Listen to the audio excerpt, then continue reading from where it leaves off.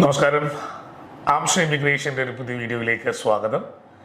ഇന്ന് നമ്മൾ ഡിസ്കസ് ചെയ്യുന്നത് കാനഡയുടെ പുതിയ അപ്ഡേറ്റുകളാണ്. കാനഡയിലേക്ക് കുടിയേറാൻ ആഗ്രഹിക്കുന്നവർ അല്ലെങ്കിൽ അതിനുവേണ്ടി പരിശ്രമിക്കുന്നവർ ഈ ഒരു വീഡിയോ കാണുക. സ്വാഗതം. Amster, your best immigration partner. Dream to fly? Step to Amster.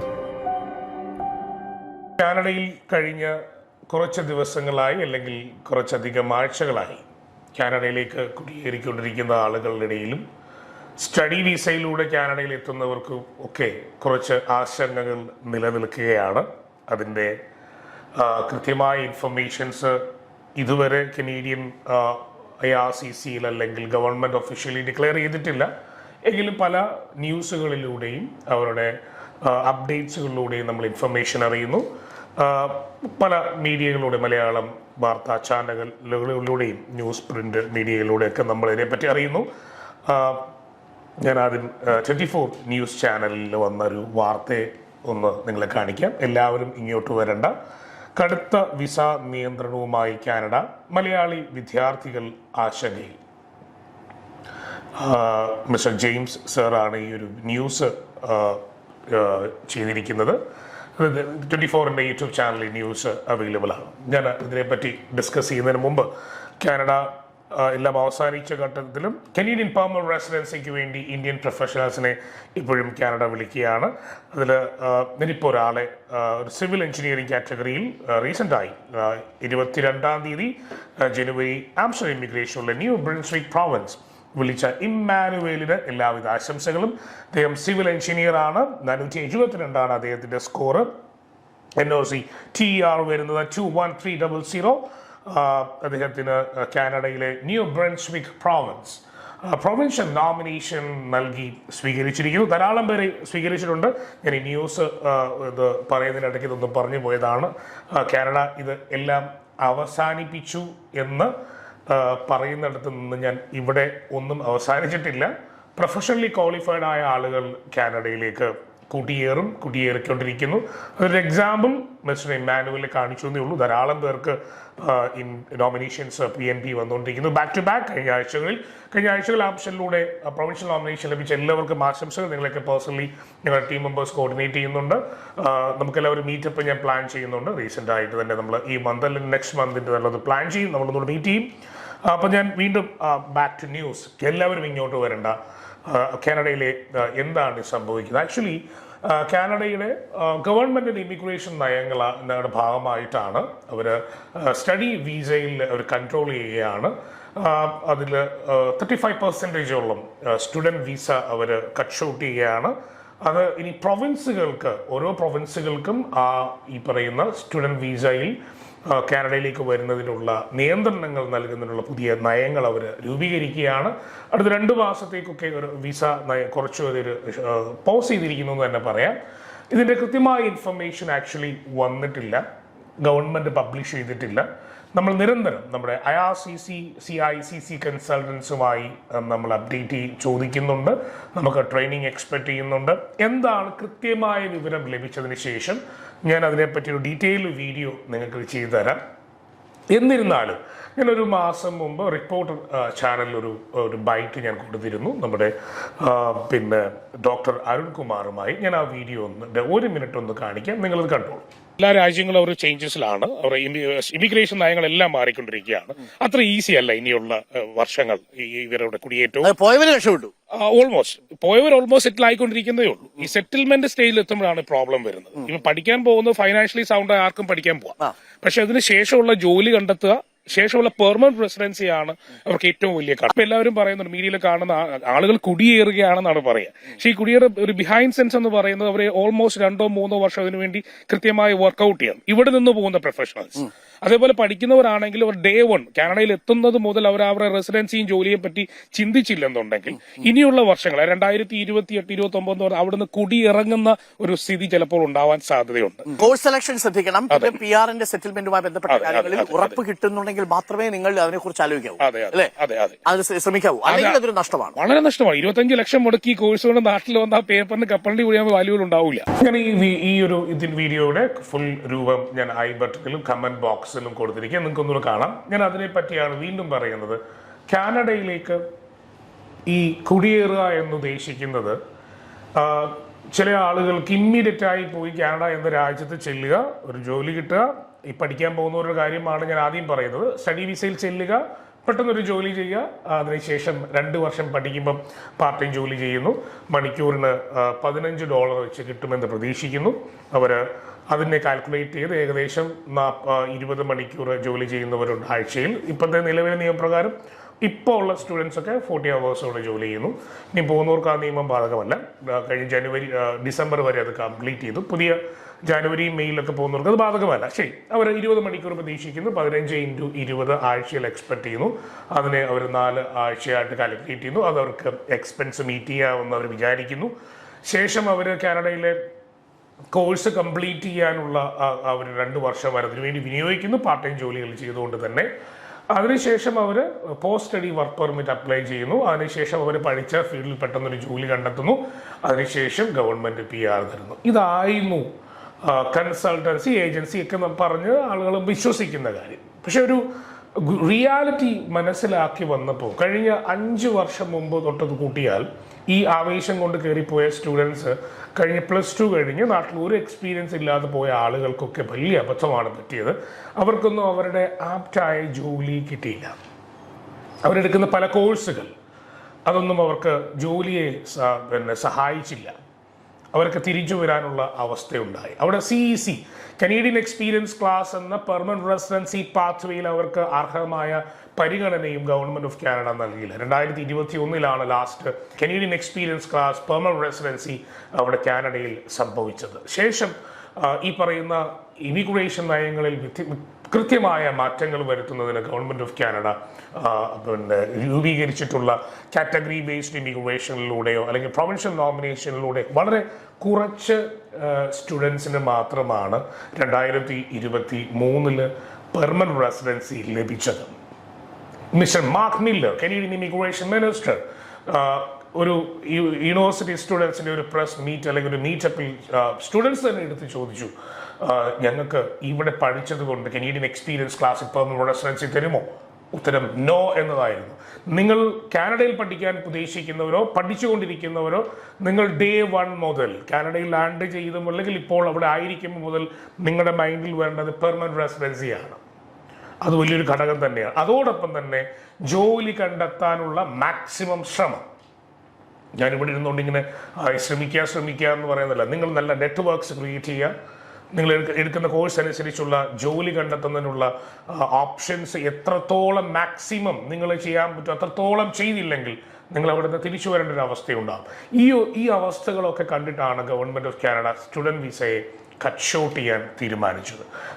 ഞാൻ പറഞ്ഞത് ഇന്നലെ കഴിഞ്ഞ ആഴ്ച വന്ന തീരുമാനമാണെങ്കിലും as a responsible immigration adviser എന്ന നിലയിൽ ആംസ്റ്റർ നിങ്ങൾക്കൂടെ ഓൾറെഡി പറഞ്ഞു തന്നിരുന്നു. സ്റ്റഡി വിസ ഒരു ആവേശമാക്കരുത്. എൻ്റെ കുറേ വീഡിയോസൊക്കെ ഞാൻ യൂട്യൂബിലും പങ്കുവച്ചിരുന്നു. ധാരാളം പേര് അതിനെ അഭിനന്ദിച്ചുകൊണ്ട് കമൻറ്റ് ചെയ്തിരുന്നു.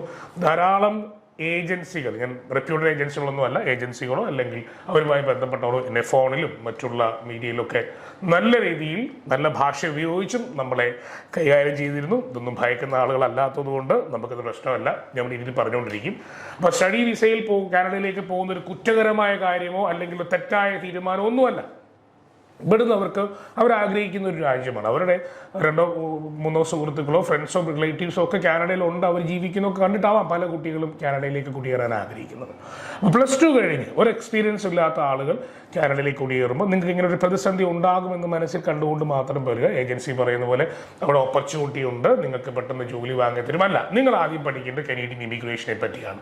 സ്റ്റഡി വിസ ഒരു ഏജൻസി നിങ്ങൾ +2 കഴിഞ്ഞ് നിങ്ങൾക്ക് വേണ്ട മാർക്കുണ്ട്, IELTS സ്കോർ ചെയ്തിട്ടുണ്ട്, നിങ്ങളുടെ ഫൈനാൻഷ്യലി നിങ്ങൾ സൗണ്ട് ആണെങ്കിൽ ആ ഏജൻസി നിങ്ങൾക്ക് ഈ സ്റ്റഡി വിസ വരെ എടുത്തു തരും. അതിനുശേഷം ഇവരാരും നിങ്ങളുടെ കൂടെ ഒപ്പം ഉണ്ടാവില്ല. അപ്പം നിങ്ങൾ മനസ്സിലാക്കേണ്ടത് കാനഡ സ്റ്റഡി വിസ കഴിഞ്ഞ ശേഷമാണ് റിയൽ ലൈഫ് നിങ്ങൾ ആരംഭിക്കുന്നത്. റിയൽ ലൈഫ് ആരംഭിക്കുമ്പോഴാണ്, സ്റ്റഡി വിസ സമയത്ത് നിങ്ങൾക്ക് പഠിക്കാം, പ്രശ്നമൊന്നുമില്ല. റിയൽ ലൈഫ് ആരംഭിക്കുമ്പോൾ നിങ്ങൾക്ക് അനുയോജ്യമായ ജോലി കണ്ടെത്താൻ സാധിച്ചില്ലെങ്കിൽ കാനഡയിൽ നിന്നുകൊണ്ട് നെഗറ്റീവ് പറയുന്ന ആളുകളുടെ കൂട്ടത്തിൽ ഒരാളാവാം നിങ്ങൾ. ഇവിടെ വന്നിട്ട് കാര്യമില്ല, ഇങ്ങോട്ട് വരരുത്, കണ്ടോളൂ ക്യൂ നിൽക്കുന്നത് ജോലിക്കായി. യെസ്, പരിശ്രമിക്കണം, അവിടെ പരിശ്രമിച്ചേ പറ്റുള്ളൂ. അല്ലാതെ ആരെങ്കിലും നിങ്ങളോട് പറയുകയാണ് കാനഡ വരൂ, ഓപ്പർച്യൂണിറ്റിയുടെ വിളനിലമാണ് വന്നോളൂ എന്ന് പറഞ്ഞിട്ട് ഒരു കാര്യമില്ല. കാരണം നിങ്ങൾക്കൊരു എക്സ്പീരിയൻസ് ഒക്കെ ഒന്നുമില്ല. +2 കഴിഞ്ഞതേ ഉള്ളൂ, അല്ലെങ്കിൽ ഡിപ്ലോമ കഴിഞ്ഞ് BCom കഴിഞ്ഞിട്ടേ ഉള്ളൂ നിങ്ങളുടെ കയ്യിൽ. അതുപോലെയല്ല പെർമനന്റ് റെസിഡൻസി ആയി കാനഡയിൽ കുടിയേറുന്ന ആളുകൾ. ഞാൻ എപ്പോഴും കാനഡയിലേക്ക് കുടിയേറാൻ മോട്ടിവേറ്റ് ചെയ്യുന്നത് പെർമനന്റ് റെസിഡൻസി പാത്വേയിലൂടെ പോകുന്ന ആളുകളെയാണ് കൂടുതൽ. കുട്ടികൾ ഈ +2 കഴിഞ്ഞവരെ ഞാൻ മോട്ടിവേറ്റ് ചെയ്യാറുണ്ട്, അല്ലെങ്കിൽ നമ്മുടെ അടുത്ത് വരാറുണ്ട്, കൗൺസിലിംഗ് കൊടുക്കാറുണ്ട്, സ്റ്റഡി വിസ ധാരാളം നമുക്ക് വരാറുണ്ട്. ഇവർക്കൊക്കെ നമ്മൾ കൊടുക്കുന്ന നിർദ്ദേശം ഡേ 1 മുതൽ നിങ്ങളുടെ ചിന്തയിൽ പെർമനന്റ് റെസിഡൻസി വേണം. പക്ഷേ പെർമനന്റ് റെസിഡൻസിയോട് കാനഡയിലേക്ക് കുടിയേറുന്ന ഒരാൾക്ക് അടുത്ത ജോലി, അവർക്ക് റെസിഡൻസി ഓൾറെഡി ഉണ്ട്. ഇനി ആ രാജ്യത്തിൽ നിന്ന് സെറ്റ് ആവുക എന്നുള്ളതാണ്. അതിന് അവർ കൃത്യമായ IELTS പഠിപ്പ്, ഒരു PR ഹോൾഡർ എന്ന നിലയിൽ അവർ ഇന്ത്യയിൽ നിന്ന് പോകുന്ന ഒരാളെങ്കിൽ അവർക്കൊരു പെർമനന്റ് റെസിഡൻസി ഹോൾഡറുടെ ബാക്ക്ഗ്രൗണ്ട് എന്ന് പറയുന്നത് ഒരു മാസ്റ്റേഴ്സ് ഡിഗ്രിയോ ഒരു പ്രൊഫഷണൽ ഡിഗ്രിയോ PhD ഉള്ള ഒരാളായിരിക്കും. അവർക്ക് കൃത്യമായ ജോലി ചെയ്തുള്ള എക്സ്പീരിയൻസ് ഉണ്ട്, ഒരു പ്രൊഫഷണലാണ്. IELTS നല്ല മാർക്ക് സ്കോർ ചെയ്തിട്ടുണ്ട്. 1-2 വർഷം ഈ പ്രോസസ്സിന് വേണ്ടി നടന്ന് കനേഡിയൻ ഇമിഗ്രേഷനെ പറ്റി കൃത്യമായി പഠിച്ച് അവർക്ക് അതിനെപ്പറ്റി ഒരു ധാരണയുണ്ട്. ഞാൻ ഡേ 1 മുതൽ എന്തൊക്കെ ചെയ്യേണ്ടി വരും, ജോലി സെർച്ച് ചെയ്യണം, സർവൈവ് ചെയ്യാനുള്ള ജോലി കണ്ടെത്തണം. അവിടെ ഒരു കനേഡിയൻ ലൈഫ് ആരംഭിക്കുന്നതിന് മുമ്പ് ഇന്ത്യയിൽ നിന്ന് അല്ലെങ്കിൽ മിഡിൽ ഈസ്റ്റിൽ നിന്ന് പോകുമ്പോൾ അവരുടെ പുതിയൊരു ലൈഫിലേക്കുള്ള ഒരു ജീവിത രീതിയിലേക്ക് മാറണം. എന്നിട്ട് അവർ ജോബ് സെർച്ച് ചെയ്യും, ചില കോഴ്സ് ചെയ്യും, ചില രജിസ്ട്രേഷൻസ് മെഡിക്കൽ ഫീൽഡിലുള്ളവർ കംപ്ലീറ്റ് ചെയ്യും, ഡോക്ടേഴ്സ് നഴ്സസ് ഒക്കെ രജിസ്ട്രേഷൻ കംപ്ലീറ്റ് ചെയ്യണം.